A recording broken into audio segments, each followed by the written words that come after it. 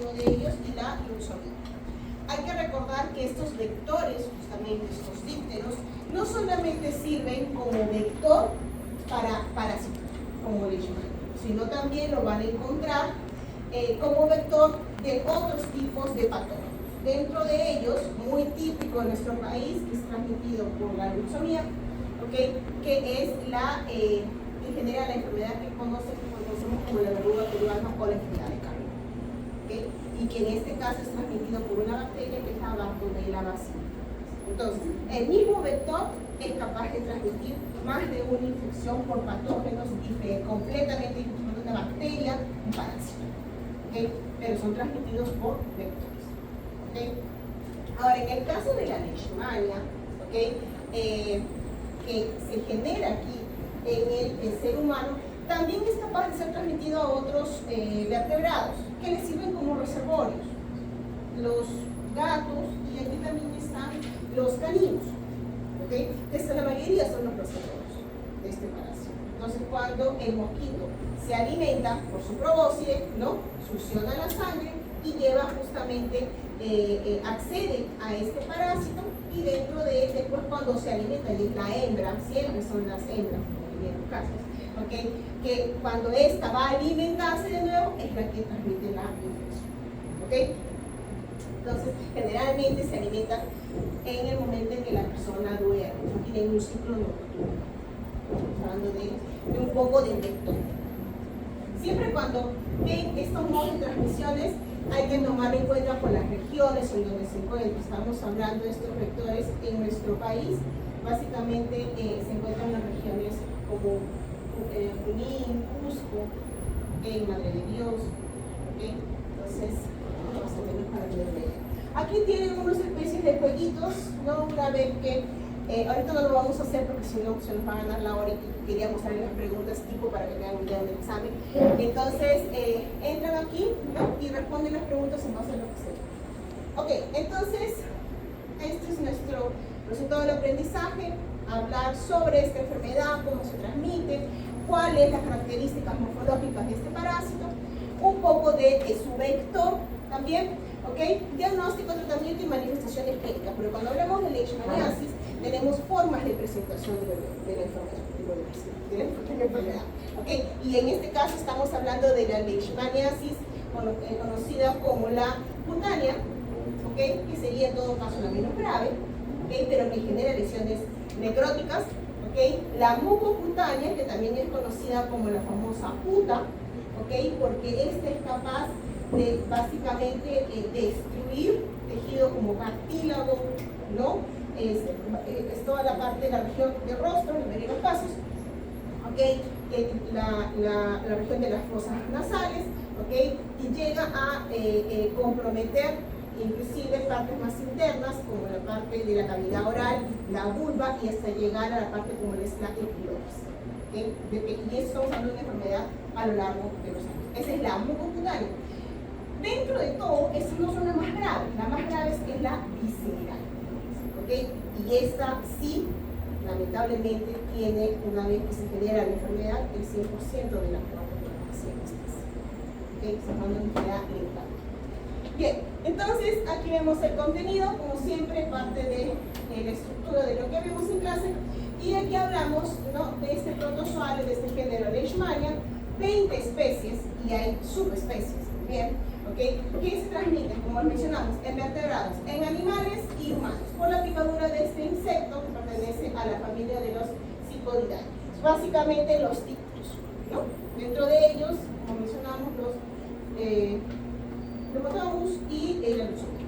Ok, entonces, los lugares de transmisión.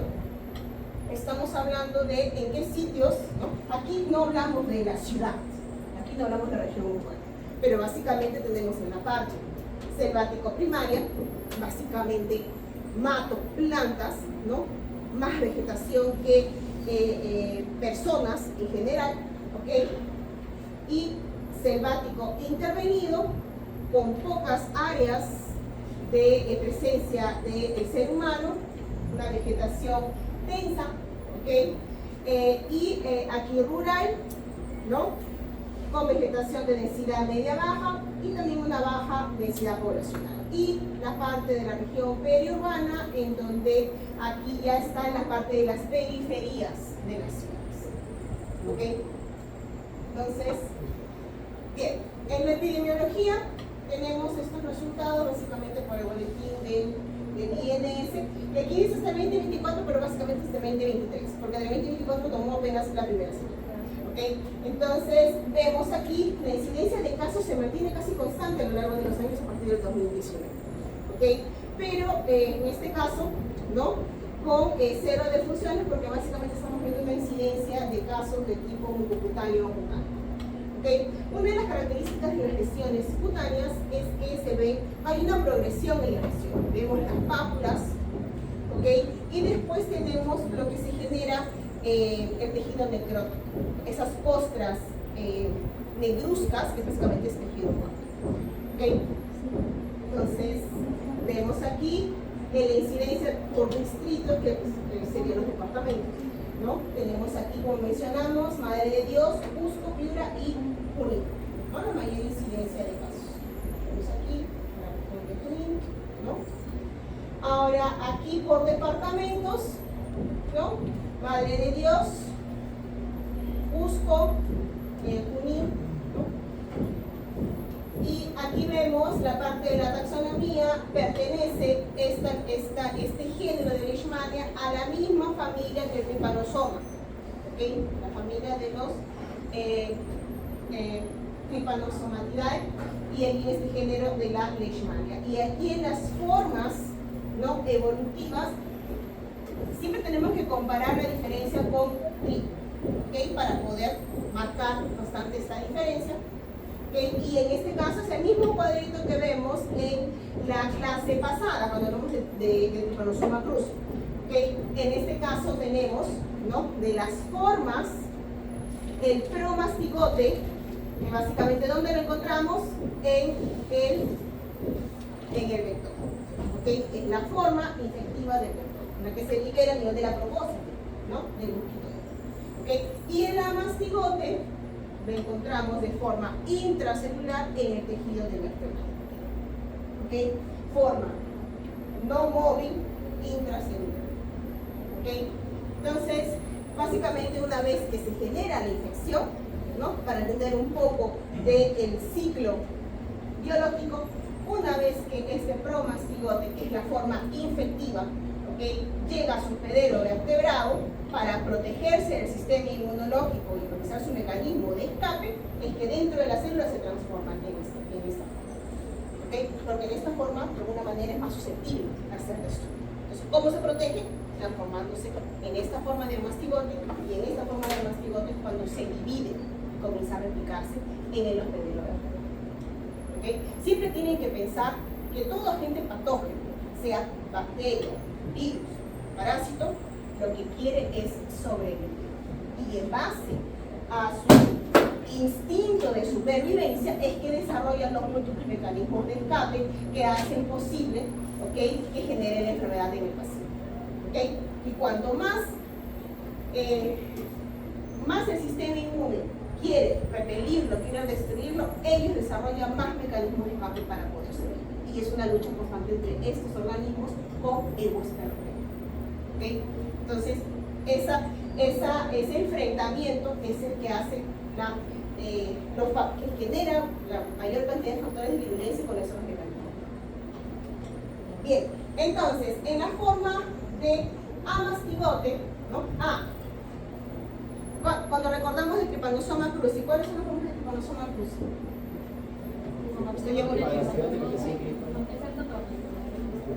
Aquí está afuera promastigote, ¿no? El epimastigote, ¿dónde lo encontramos? En el vector, ¿no es cierto? Y es la forma, ¿no? En el vector se replica por fisión binaria, ¿no es cierto? Esta se replica, ¿es capaz de replicarse? No es forma replicativa. Esta es la forma que básicamente sobrevive, ¿no? Y genera los mecanismos de invasión. Y el amastigote es forma replicativa, tiene forma replicativa dentro de la célula que invade. ¿sí? Se divide por fisión binaria en este caso. ¿Ok? En el vertebrado, ¿no? Aquí se replica en el invertebrado, se replica en el vertebrado. ¿Ok? Entonces, forma infectiva de Trypanosoma cruzi, ¿cuál sería? Tricomastigote metacíclico. Bien. Entonces, aquí tenemos el amastigote. El amastigote, ¿no? Ya que no es móvil, entonces ¿dónde lo encontraremos? En los tejidos, de una forma intracelular.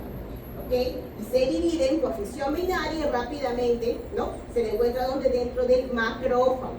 El macrófago, en este caso en el tejido, sería el primero en fagocitarlo, intentar contenerlo. ¿Y consigue contenerlo? No consigue. ¿Por qué?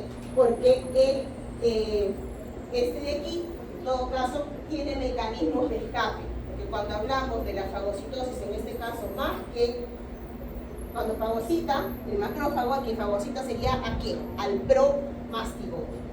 ¿Okay? Y ya dentro de él comienza a replicarse como loco, ¿no? El amastigote porque se transforma. En esta estructura es más resistente a las especies reactivas de oxígeno dentro del pausón. ¿Okay? Y así sobrevive. Entonces, forma replicativa en el vertebrado, ¿no? Forma ovoide, no móvil. Localización dentro de los macrófagos, ha fagocitado, pero no es destruido. ¿Okay? Se escapa y replica tanto que genera la destrucción, ¿no? Del propio macrófago, y por eso se libera en esta forma si continúa su forma infectiva. Cinetoplasto, ¿no? Cinetoplasto, un núcleo central con un cariosoma. Y así lo vemos, ¿no? Esto cuando se toma a partir de muestras de microcefalorraquídeo, ¿no? Y en los tejidos. Bien, el promastigote solamente en el invertebrado, lo vemos aquí, tiene su núcleo en la parte media central y el cinetoplasto en la parte externa, ¿no? Forma infectante, son parásitos alargados. Aquí vemos, ¿no? También. Aquí se está replicando, ¿no? Por fisión binaria. Y salen dos. Bien.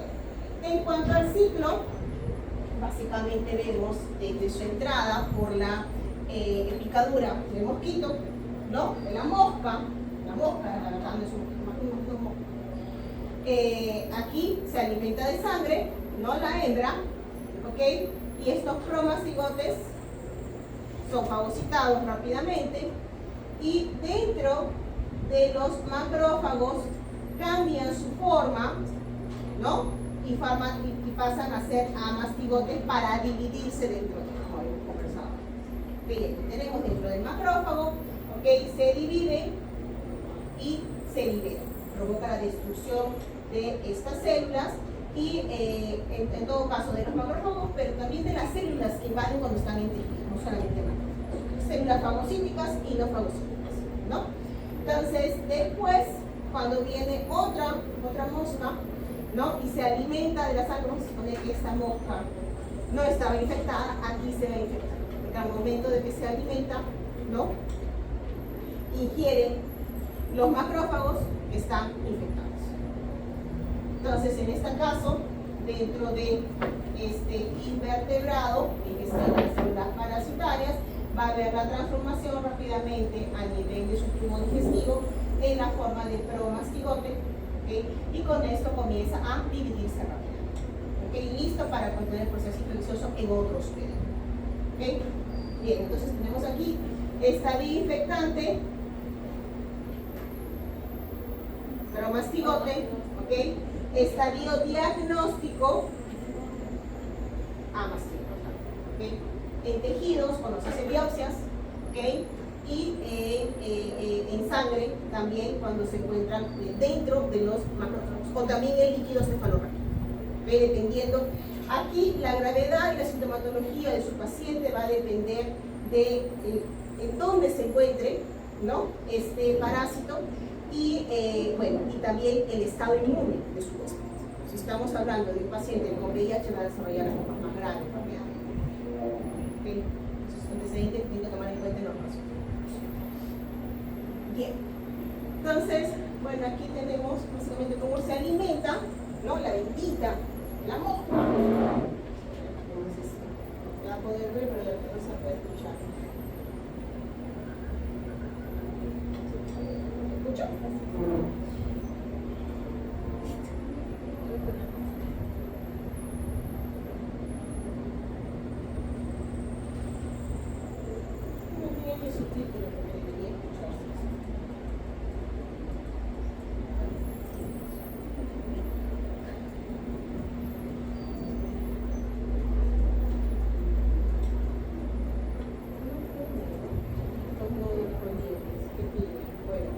Aquí dice, ¿no? El parásito hembra entra por la probóscide, ¿no? Y va a infectar aquí los promastigotes, básicamente, ¿no? Infectando al hueso vertebral. Bien, dentro del humano, lo que va a suceder es que estas formas de promastigote van a ser fagocitadas. ¿Por quiénes? Por los macrófagos. Y aquí está el proceso, ¿no? Y aquí se transforma en amastigote, ¿okay? Y se reproduce por fisión binaria hasta que genera la destrucción del cromatógrafo, ¿no? Y esto incrementa el número de las células, ¿no? Que contienen el parásito, y si esto continúa así. Una de las cosas es que, y esto ustedes ya más o menos lo deben saber, dentro del macrófago normalmente, cuando fagocita, tiene la estructura, esa vesícula, ¿no? Cuando ingresa, es el fagosoma. El fagosoma es una estructura primaria que suele unirse a una organela muy importante dentro de la célula, el macrófago, que es el lisosoma. Y juntos forman el fagolisosoma. En el fagolisosoma hay una reacción catalítica que básicamente genera, ¿no? Por señalización, la generación de especies reactivas de oxígeno, que es el ROS, y con esto genera óxido nítrico. Este óxido nítrico que se genera dentro de esta secuencia de eventos es tóxico, ¿okay? Y la finalidad sería lisar, destruir a este parásito. Pero ¿qué es lo que hace el parásito? El parásito tiene componentes, que son sus factores de virulencia, componentes enzimáticos, ¿okay? Que lo que hace, inhibe la unión de ese fagosoma con ese lisosoma, por lo tanto, queda vivo dentro de la estructura del macrófago. Y dentro de él, el lindo, maravilloso, continúa replicándose, destruye y continúa invadiendo. ¿Okay? Esos son lo que conocemos como mecanismos de escape, mecanismos de evasión, ¿okay? Que tienen varios tipos de organismos, ¿no? Bacterias, virus, parásitos.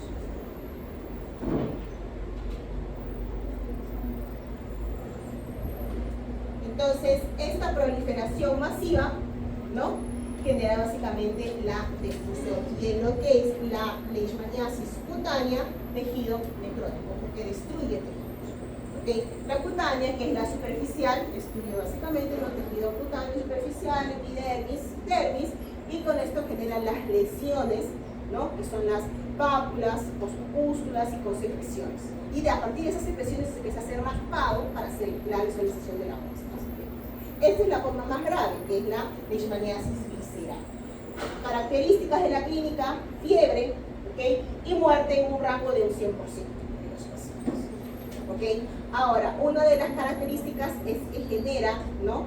La alteración en los órganos y con ello es muy semejante como una citis, pareciera como una acumulación de líquido.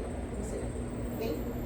Entonces, aquí, cuando el mosquito, la mosca se vuelve a alimentar, básicamente succiona las formas, como han visto, de amastigote, ¿no? Y dentro de forma de nuevo promastigote.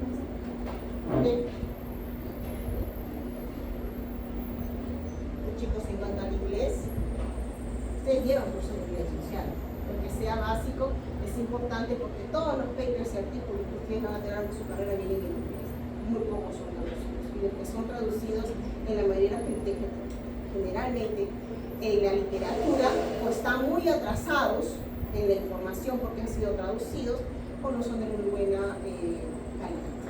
Entonces siempre tienen que buscar aquello que sea lo más reciente. Generalmente encuentran algo de 20, 24, porque ya hay muchas publicaciones de 20, 24, porque se fue el año pasado. Todas las que van a encontrarse en inglés. Inclusive, a pesar de ser, por ejemplo, la mayoría de estudios de todo esto se hacen en nuestro continente, hablamos de lugares como Brasil, por ejemplo, ¿okay? Pero ellos, a pesar de no ser su idioma, ¿no? Ellos hablan el portugués, ellos publican en inglés. Entonces, porque es para poder entrar en la así como. Bien, como médicos, ustedes saben que tienen que estar actualizados. Bien. Ok, en cuanto a la patogenia. En la patogenia, si hablamos que la primera célula en captar estas formas de parásito, promastigote, serían los macrófagos, entonces tendría que haber destrucción a nivel de formación de fagolisosoma. Pero tenemos al parásito que inhibe este proceso. Y una de las características, y cuando se generan formas más graves, es que termina habiendo, para que haya la formación de este fagolisosoma con la acción efectiva de la muerte de aquello que se ha fagocitado, se requiere producción de una citosina muy importante. ¿Tienen idea cuál es? ¿Ah? El lisosoma está dentro de las organelas, pero ¿qué motiva a un macrófago a que destruya aquello que ha fagocitado? Interferón. ¿Qué interferón? Gamma. Ese es el interferón de tipo 2. ¿Okay? El interferón de tipo 1 es alfa y beta. Y eso lo produce todas nuestras células. Y eso es más que nada frente a virus. ¿Okay? Aquí requerimos interferón gamma. ¿Okay? Cuando el macrófago capta interferón gamma por sus receptores, se vuelve ávido por él y lo va a potencializar. Entonces, ¿qué células secretan interferón gamma? ¿Tienen idea? En la inmunidad innata. En la innata. Macrófago no produce interferón gamma. ¿Quién produce interferón gamma? Naturativa. En la innata. ¿Y en la adaptativa quién? Linfocito B no produce. Intenté. Era el título de mi tesis. Producción de interferón gamma por linfocito B, pero no lo produce. No lo encontré. ¿Qué? La T. ¿Qué T produce? Interferón gamma. ¿Ah? Las T efectoras, pero tenemos dos. ¿Cuál?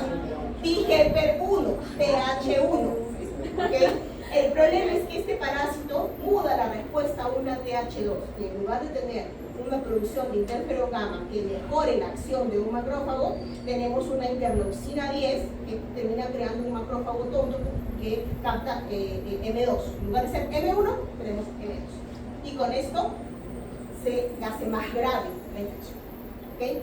Entonces, esos son mecanismos que mudan los mismos patógenos. Entonces, ¿qué es lo que hace? En principio, cuando entró, ¿no? como promastigote, va a ser reconocido por sus factores de virulencia. Muchos de ellos son sus moléculas de adhesivos. Entonces, tenemos aquí uno de ellos característico, ¿no? Aquí no es LPS, por si acaso, que deben estar acostumbrados a lipopolisacáridos. Este es LPG, que es lipofosfoglicano. ¿Okay? Entonces, aquí es reconocido. ¿Okay? También cuando es, y aquí ya tiene un poco de adaptativa, anticuerpo, que lo va a detectar algunos antígenos del parásito y por lo tanto va a favorecer fagocitosis. ¿Cómo favorece? ¿Qué hace el anticuerpo? Así como el complemento para favorecer fagocitosis. ¿Tienen una idea? Ya ahorita ya saben, porque están llevando micro o no han llevado. Opsonización. Opsoniza. Tenemos aquí anticuerpo opsonizando. ¿Por qué? Porque en células como los macrófagos tienen receptores para la porción Fc gamma del inmunoglobulina. ¿Ok? Opsoniza y por lo tanto el macrófago se da cuenta con señales de neón. Este no está mal, lo voy a comer. Y lo como, ¿no? Como un pack. ¿Ok? Entonces aquí tenemos reconocimiento, fagocitosis. ¿Qué más? ¿Qué otras moléculas opsonizan? En la innata, no en la adaptativa. Macrófago no opsoniza. Macrófago reconoce las moléculas opsonizantes y favorece fagocitosis. Macrófago fagocita, neutrófilo fagocita. ¿Quién opsoniza? Hay dos tipos de moléculas. Uno es anticuerpo que ya vimos y el otro en el nata, ¿quién es? ¿Ah? Son proteínas. ¿Qué proteínas? Por ahí escuché a alguien. ¿Ah? Están en el suelo. ¿Qué es eso? Complemento. Proteínas de complemento. ¿Ok? El C3. El C3 que se cliva en C3b y C3a. ¿Ok? Ahora, si yo les digo que este parásito tiene la capacidad de inactivar el sistema de complemento y en lugar de tener un C3b que vamos a analizar, tiene un C3b inactivo, lo engaña al complemento, haciéndole ver que está todo bien. ¿Para qué? Para que no fagocite. ¿Ok? Todos mecanismos de escape, así se esconde el parásito, se esconde. ¿Ok? Entonces, pero aún así tiene moléculas que son reconocidas por otros receptores, ¿ok? Como receptores de complemento en algunos casos, ¿ok? Y con esto termina siendo fagocitado. Pero el macrófago del tejido, ya les había comentado, es tonto, es un macrófago bobo. Disculpen, macrófago que tengo en el cuarto. Pero son bobos, a menos que venga un interferón de la vida y lo active. O sea, él está así, fagocita y se queda así. Cuando capta el interferón, es como si le hubieran aplicado una aguja de epinefrina, ¿no? Entonces, pero eso lo hace en cierto punto, pero el mismo parásito evade eso, entonces se promueve el daño en el paciente. ¿Ok? Entonces, fagocita, ¿no? Pero tiene varios factores. O sea, dentro, una vez que es fagocitado, el promastigote, ni que fuera tonto, va a estar en su forma vulnerable y se convierte en amastigote, más resistente. ¿Ok? No sé cuándo está, si en uno está aquí o aquí. Aquí inicialmente se forma, ¿ok? Y como les dije, inhibe la unión del fagosoma con el lisosoma, por lo tanto, dentro del fagosoma no hay los componentes enzimáticos, las lisocimas, para ser destruido. Entonces aquí termina sobreviviendo, ¿ok? Prolifera y va a escapar de las vesículas destruyendo el macrófago. ¿Ok? Inhibe la producción de especies reactivas de oxígeno, los ROS, los famosos ROS. Siempre que vean ROS, piensen, eso es toxicidad, porque el ROS sobre un patógeno lo mata, el ROS sobre nuestros tejidos lo destruye. Ese es el problema cuando tenemos una superactivación de macrófagos.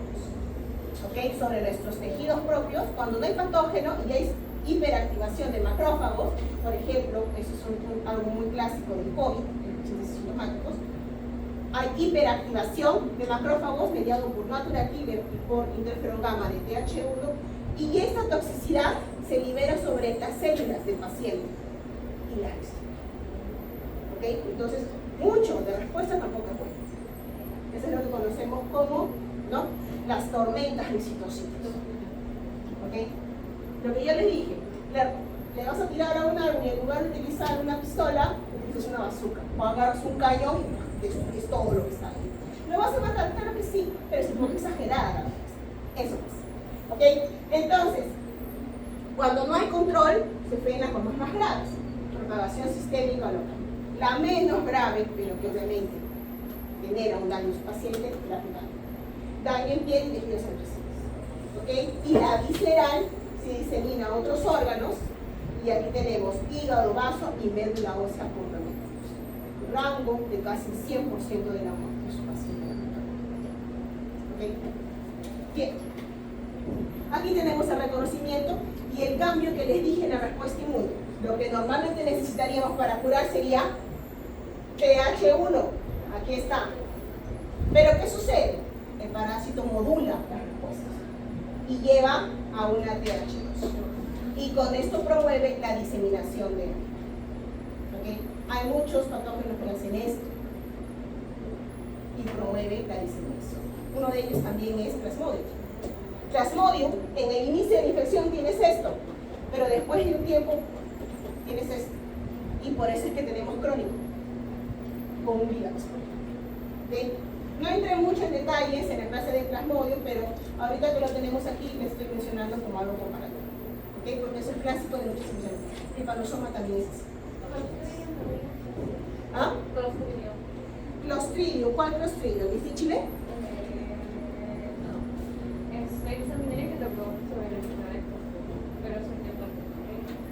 Ya, te refieres a Cryptosporidium. Cryptosporidium. Clostridium es bacteria, por si acaso. El Cryptosporidium también. Sí, también es así. ¿Ok? Bien, entonces aquí está más o menos lo que les he explicado de cómo se reconoce y cómo es el bendito balance TH1-TH2. ¿Okay? En lugar de tener TH1 para curar, se cambia a TH2 y se promueve la diseminación del calcio. ¿Okay? Bien, ¿por qué? Porque el TH1 produce interferón gamma, mientras que el TH2 produce interleucina 4 e interleucina 10. Y en lugar de tener una inmunoglobulina G neutralizante que tienes aquí, tienes una inmunoglobulina E que no me ayuda en nada. ¿Okay? Para opsonizar. Bien, entonces el vector, hasta aquí estamos claros, ¿sí? Bien, el vector, aquí lo tenemos, ¿no? De la subfamilia Flebotomiae, Flebotomus y Luxomia. Ya saben que tienen varios patógenos que son transmitidos por los mismos virus. ¿Okay? Que lo mismo les mencioné que cuál era el Aedes aegypti, ¿no? Que ¿cuántos virus transmite Aedes aegypti? 3. Fiebre amarilla, dengue, ¿ah? El otro que no son 4, la verdad. No son 4. A ver, ¿quién genera microcefalia? Importantísimo, mujeres gestantes, evitar la infección. No, ese es de parásito, pero de la Aedes aegypti. Virus.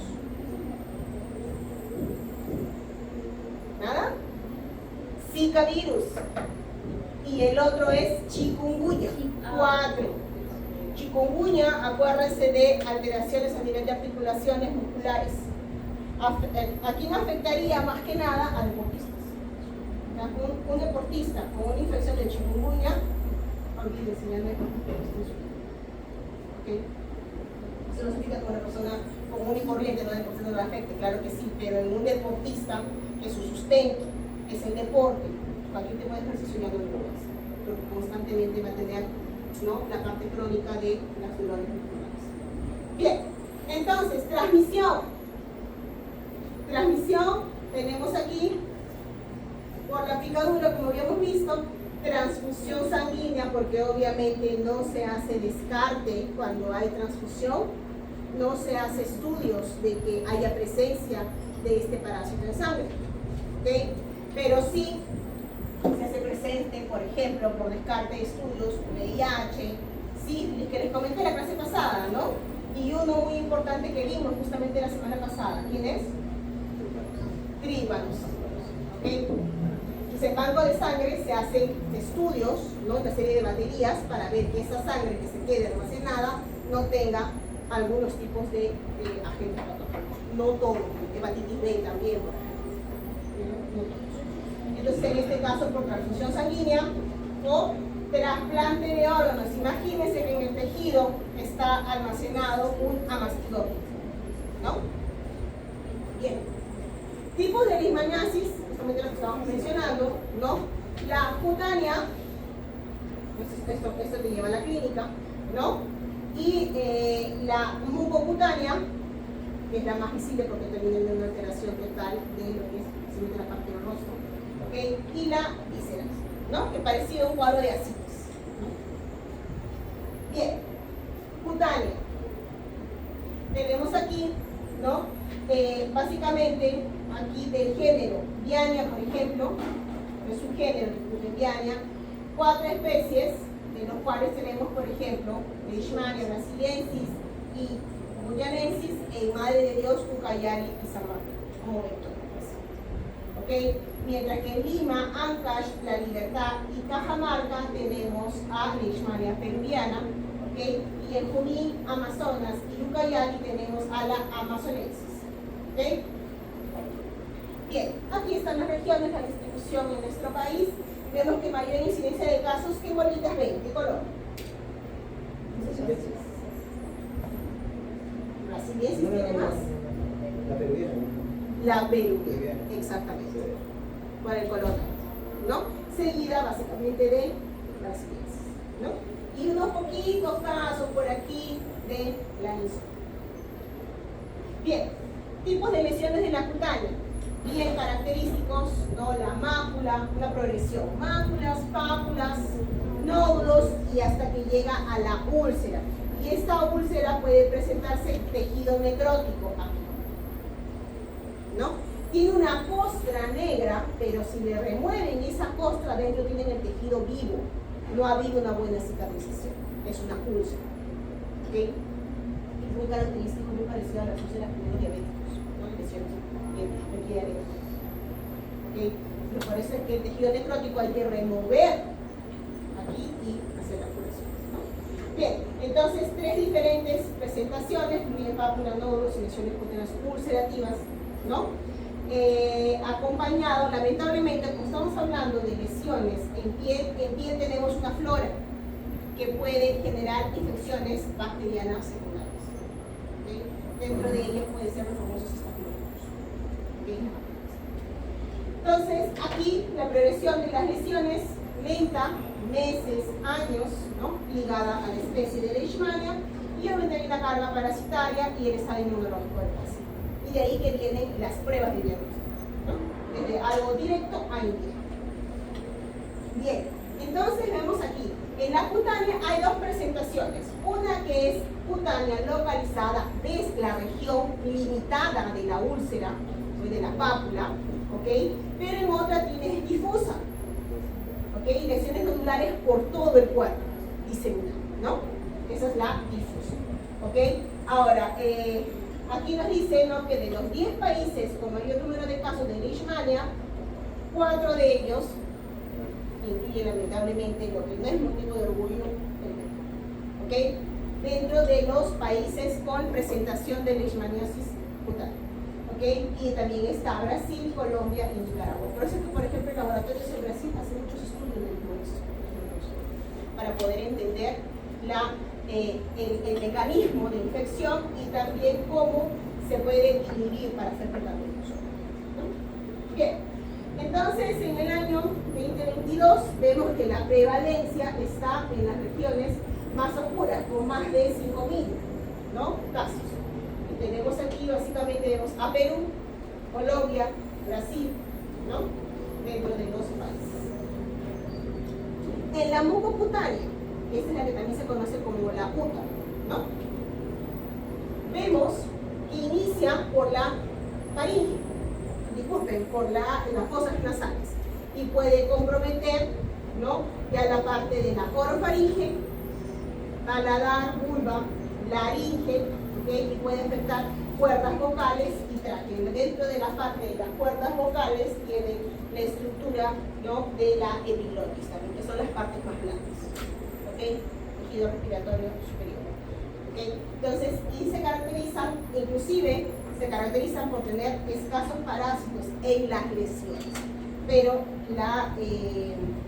el daño es visible en el rostro, ¿okay? Ahora, en el diagnóstico tenemos la búsqueda de parásitos, es decir, la disolución directa, ¿okay? Y eso depende de la lesión. Si estamos hablando de una mácula, ¿no?, lo que se hace un raspado para poder tomar la muestra directamente y poder visualizarla. Cultivos, ¿no?, en diferentes medios de sangre, inoculaciones. Aquí la prueba de Montenegro, que es muy parecida a la PPD, ¿no?, que se hace intradérmico justamente y se visualiza el crecimiento de una pápula, ¿no? Y las pruebas serológicas, entre las pruebas serológicas tenemos ELISA y hemoglobinación indirecta, ¿okay?, y los PCRs, ¿okay? Entonces, aquí está la prueba de Montenegro, ¿okay? En cultivo, a veces en inoculaciones, generalmente porque se toman las muestras y se inoculan animales para ver si se ve justamente la enfermedad, para hacer estudios. Ok, entonces en la toma de la muestra directo, frotis, ¿no?, si estamos hablando de una lesión, una úlcera, se va a quitar la costra, esa costra necrótica hay que removerla para tomar la muestra viva, que está por debajo de esa costra. Okay, se va a limpiar la lesión, se quita la costra, se hace el corte, ¿no?, el raspado, y de ahí se va a visualizar en una lámina. ¿Okay? Donde se produce la relación. Y aquí lo tenemos, ¿no? Los parásitos. Con un poco de muestra de tejido, con un poco de sangre. Esta es, bueno, este video de aquí se ve cómo se hace justamente la prueba de Montenegro, cómo se hace la aplicación intradérmica superficial, ¿ok? Y básicamente en 48 horas, ¿no? Se va a hacer la medición. Si esta pápula que crece tiene más de 5 milímetros, se da un resultado positivo. ¿Okay? Básicamente como una reacción secundaria, ¿no? Acá está secundaria. Aquí hay varias pruebas para diagnóstico, ¿ok? Vemos que tomando, dependiendo del tipo de leishmaniasis, tejido o exudado, secreción o suero del paciente, ¿no? Para hacer las pruebas científicas, ¿ok? Entonces, aquí vemos también, ¿no? Diversos métodos, microscopía directa, cultivo in vitro, las inoculaciones en modelos experimentales en animales, que en los métodos inmunológicos tenemos pruebas de Montenegro, la eliminación directa, el inmunoglóbulo, bueno, no es tan conocido, no es tan realizado ahorita, y la evaluación. Y ya los últimos que utilizan, ¿no? Anticuerpos de fluorescencia, biometrías, y también las pruebas de inmunotomografía, que son conocidas como pruebas rápidas, ¿no? En moleculares, diversos tipos de PCR, inclusive multiplex, en donde se ven no solamente para leishmania, sino como se hace una batería de pruebas con una única muestra de varios tipos de posibles infecciones al mismo tiempo, ¿no? Los multiplex. ¿Okay? Y bueno, aquí otros, y estos ya son más modernos, citometría de flujo, proteómicos, nanodiagnósticos, eso ya es alta tecnología, pero que dependiendo. ¿Okay? Entonces tenemos aquí para tratamiento, ¿okay? El estivoclumato, gluconato cisteína de potasio, ¿okay? La anfotericina B, que también son muy utilizados, el antimoniato de meglumina, y aquí, ¿no? Este de aquí es el aluzol. Y aquí tenemos los tratamientos, ¿no? Básicamente, cuáles son sus ventajas, desventajas, ¿okay? Sus aplicaciones clínicas. En este video se ve el agente, la acción, mecanismo de acción de la anfotericina, y en este caso, pero en el ejemplo hablan de hongos, ¿no? Porque básicamente esta anfotericina va a actuar sobre la membrana plasmática, y lo que va a hacer, la va a desestabilizar y con esto promover la liberación de potasio y con ello la muerte, ¿no? del patógeno. En el video hablan de hongos, pero es la misma aplicación cuando se habla de infección, ¿okay? Que es la alteración a nivel de la médula. ¿Okay? Bien, y aquí vemos, bueno, parte de la explicación, ¿no? Cómo es el delivery de este medicamento, básicamente para que también destruya las formas intracelulares dentro de los macrófagos.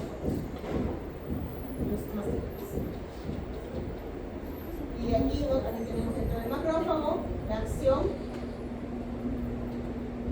Y bueno, esta clase es más o menos así, es corta, ¿okay? Y aquí ven, bueno, de nuevo, el mismo quiz que está al inicio, y algunos conceptos, ¿no? De leishmaniosis en general, los tipos de presentación, las manifestaciones clínicas, ¿okay? Las formas infectantes, promastigotes y las que se encuentran presentes en los reservorios, ¿no? Que son los amastigotes.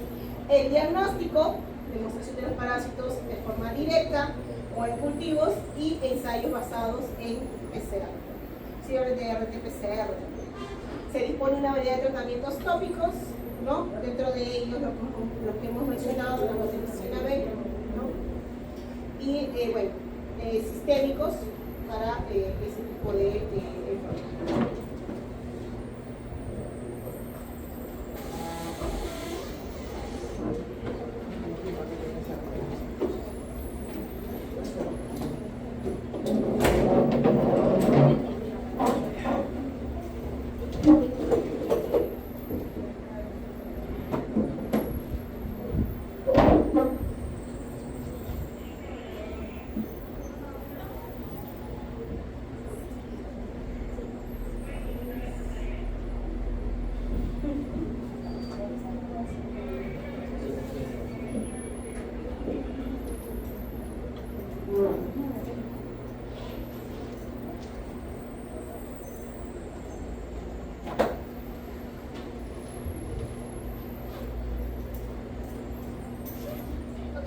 entonces básicamente para que vean, ¿no? Algunos tipos de preguntas. Por ejemplo, aquí, en este caso, ¿no?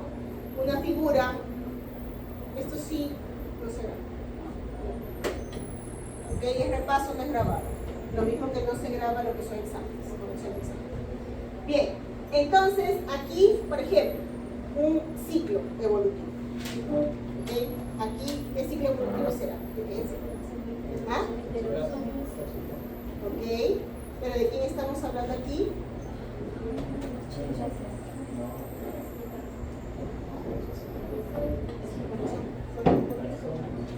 Dice criador. ¿Ok? Entonces aquí, en el número 1, ¿no? En la imagen representa. Número 3, ¿quién representa? Definitivo. Ajá.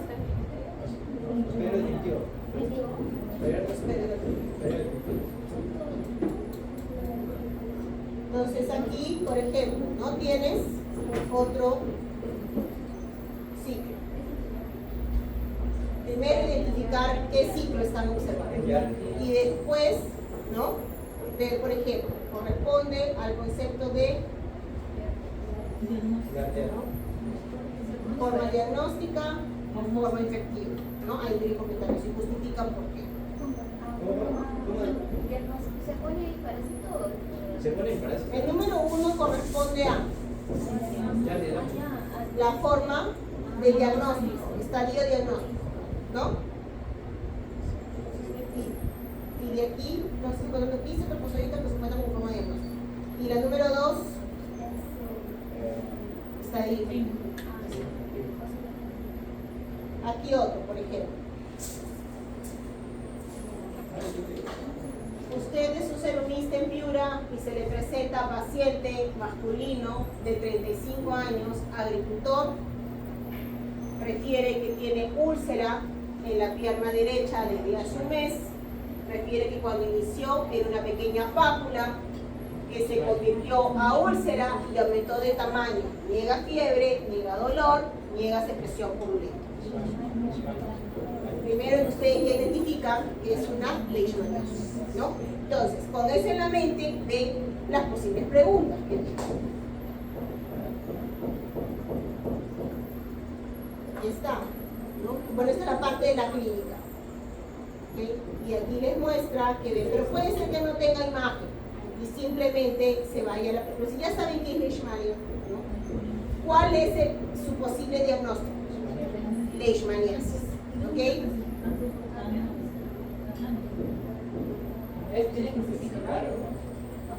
¿Y cuál es el nombre del vector de dicho parásito? Leishmaniosis cutánea, ¿no? Lebotomus o Luxomia, ¿no? Tiene que saber. ¿Ok? El peligro Luxomia.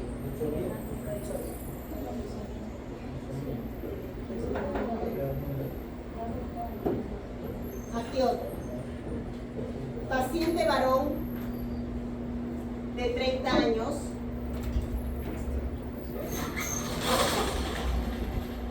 Paciente varón de 30 años. ¿Ah? Se presenta a la consulta refiriendo ardor al orinar y secreción uretral color blanco amarillento, ¿no? Ya van a identificar. Tienen que identificar por dónde se va los datos, ¿no? Esa secreción uretral, posible ardor, sonando una infección urinaria, con una infección, ¿no?, de transmisión sexual, ¿cuál será? Y dice, se observa flagelados que han estado presentes en aproximadamente una semana. ¿Ok? Entonces, ¿cuál es el agente etiológico responsable de este cuadro clínico? Trichomonas vaginales. Trichomonas, simplemente no. Y ya saben cómo lo escriben, ¿es cierto? ¿Cómo lo van a escribir? Subrayado. Subrayado, porque si no es cero. ¿Ok? Ya les dije, el primer examen no fue problema, pero ahora sí, porque ya lo reclamé. Menciona 2 pruebas diagnósticas de subsistería y justifica al menos una de ellas. ¿Cómo subrayado?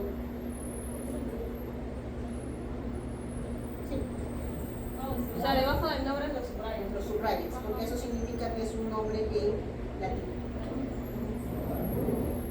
no es un nombre en español, tiene una nomenclatura diferente.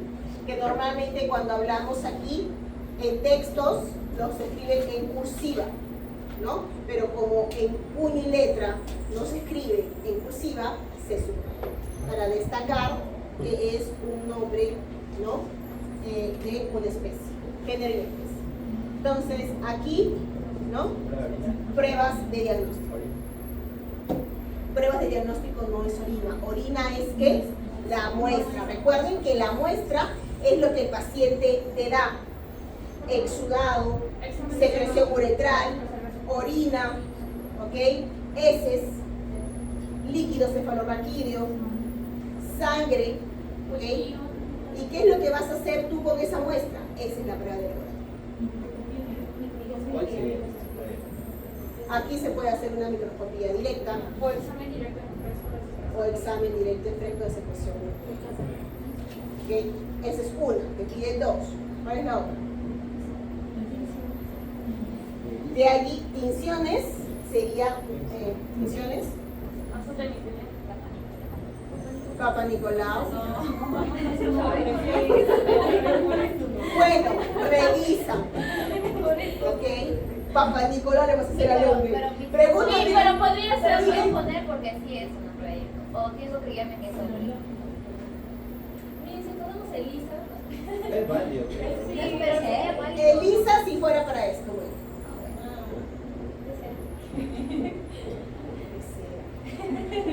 Paciente masculino.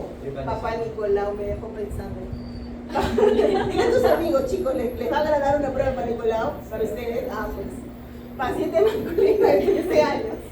Originario de Arequipa. Presidente, disculpe, del Centro de Origen de Chaco. Se presenta en el centro de salud acompañado por su madre por presentar fiebre no cuantificada, cefalea, edema, ¿no? Adenitis.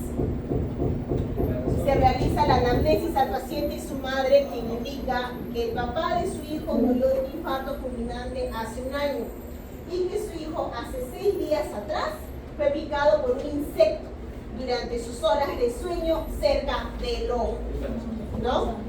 En los siguientes días, el papá probablemente por el infarto fulminante es porque tenía una cardiopatía, ¿no? Probablemente, no, si no la necrosis no se confirma, pero está siendo un antecedente. Y el niño, ¿no? Tiene la lesión en el ojo derecho. En los siguientes días se procedió a realizar una inspección en el hogar del paciente y entonces pequeños insectos de color marrón de 1 o 2 centímetros de longitud en las maderas de la cama de bebés. O sea, quiere decir, durmió con él, lo picó y murió. Chao. Entonces, ¿cuál es su posible diagnóstico? Trypanosomiasis. Recuerden que el posible diagnóstico es la enfermedad. ¿Ok? ¿Y en qué fase de la enfermedad se encontraría el paciente? Eso tiene que ver la clínica. Fase aguda, por el signo de Román. Fase aguda, exactamente. ¿En qué fase se encontraría? En fase aguda. De repente se les dice justifique el posible diagnóstico. ¿Ok?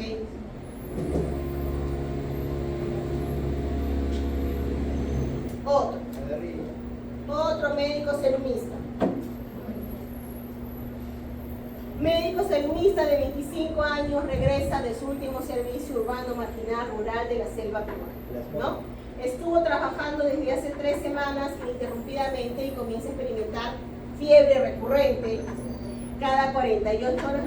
De repente no les dan esto. De repente, esto de aquí para mí es una ayuda. Yo lo quitaría. Entonces, pero aquí está, pues, ¿no? La fiebre recurrente, tiene dolores de cabeza intensos, persistentes en las últimas semanas. Ha notado debilidad, cansancio, ¿no? Y un tinte amarillo en su piel y ojos. Significa que está icteria, ¿no? Entonces, en la consulta, los análisis de sangre revelan hematocrito, hemólisis y trombocitopenia. O sea, el paciente está casi anémico, ¿no? Bilirrubina aumentada. ¿Qué significa bilirrubina aumentada? Que tiene... Pero aquí está, si está ictérico, tiene posiblemente hepatomegalia, ¿no? El patrón de fiebre, junto con el antecedente de viaje a una región endémica, sugiere una infección transmitida por insectos. Y se ve esto. Bueno, si se ve esto ya sacaron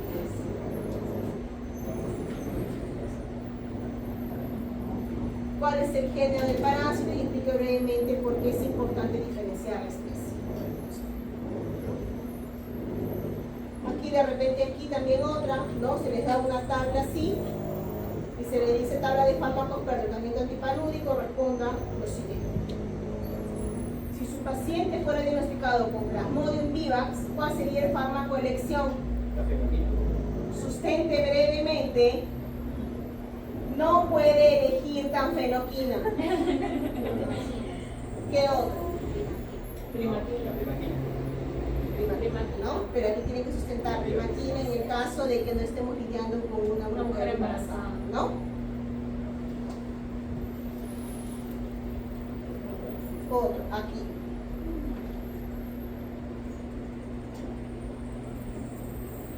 Paciente varón de 45 años, natural y procedente de Cajamarca. Ocupación agricultora, quien acude, ocupación agricultor debe ser, quien acude a la emergencia del hospital por un tiempo de enfermedad aproximadamente de 30 días, ¿no? Caracterizado por dolor abdominal, tipo cólico, evacuaciones líquidas, 3 a 5 veces al día, eso quiere decir que es diarrea, ¿no? Porque más de 3 veces, ya hablamos de diarrea, ¿no? Con moco, sangre y tenesmo, es que tiene disentería, y tenesmo rectal, acompañado de náuseas y vómitos ocasionales. Durante su evaluación, signos vitales normales, refiere estar en contacto directo con cerdos, ¿ok? Es evaluado por gastroenterología y se realiza una colonoscopia, por eso. Se evidencia inflamación y lesiones ulcerativas a nivel del recto. Además, se observa a través del microscopio lo siguiente, ¿no? ¿Cuál es el posible diagnóstico y cuál es la forma evolutiva que se evidenció en la prueba diagnóstica? ¿Y qué más? ¿Y la forma que se evidencia el diagnóstico?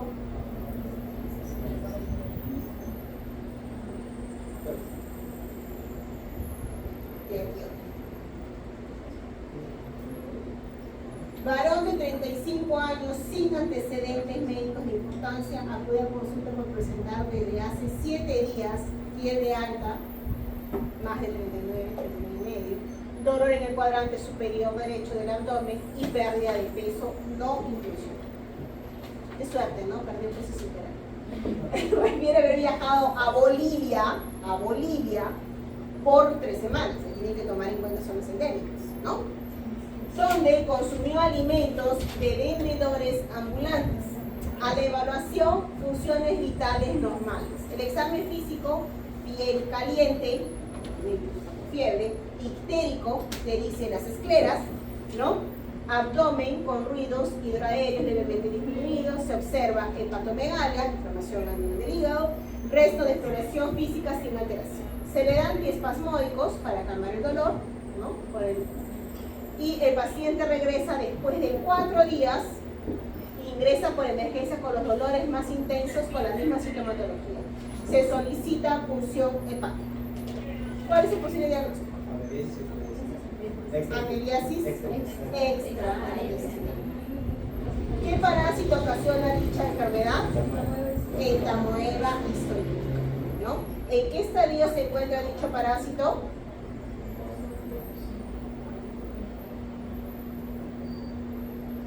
¿Qué otros órganos afectaría dicha enfermedad? Hígado. Órganos. ¿En qué estadio se encuentran? No, ahorita no.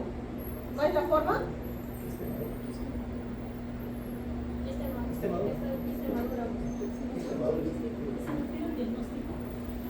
Ah, no, pero ese diagnóstico tiene que ser proposito. Está infectivo. Por la función hepática, ¿qué van a encontrar? Claro, proposito. A ver, están atentos, ¿no? Ah, ya, porque dicen, no, eso sé cuál es. Tiene que estar seguro. ¿Ok? Ese es más o menos los modelos de preguntas. ¿Es lo que hemos hecho? Sí. Tienen que identificar las palabras claves. ¿Ok? De la clínica, si hay fiebre, no hay fiebre. ¿Ok? O si hay figura. En algunos va a tener figura, en la mayoría no, pero a veces figura un poco. Entonces tiene que ver la clínica, el paciente, en los lugares donde ha estado, la anamnesis, ¿no? Y bueno, vean, formas diagnósticas, formas efectivas, ¿ok? ¿Cuál es el nombre de la enfermedad? No solamente el nombre del parásito completo, ¿ok? Las formas de presentación, como lo hemos visto ahorita, formas de amebiasis extraintestinal, diferente de la intestinal, porque ya llegó con alteración a nivel hepático, ¿no?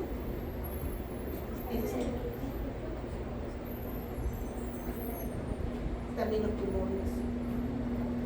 ¿Qué formas? Y el cerebro, ¿no? Mi cuerpo es de la para diferenciar a veces y porque ya días que son similares. Si no lo mencionas como No, que tiene que mencionar. En la atención, Tiene que mencionarle en la el atención. tema del claro, la atención. No, cuando son parásitos muy semejantes en sus características, hay que mencionar algún detalle más. Por ejemplo, antecedente. No sé, en el caso que el paciente es agricultor, tiene contacto con cerdo.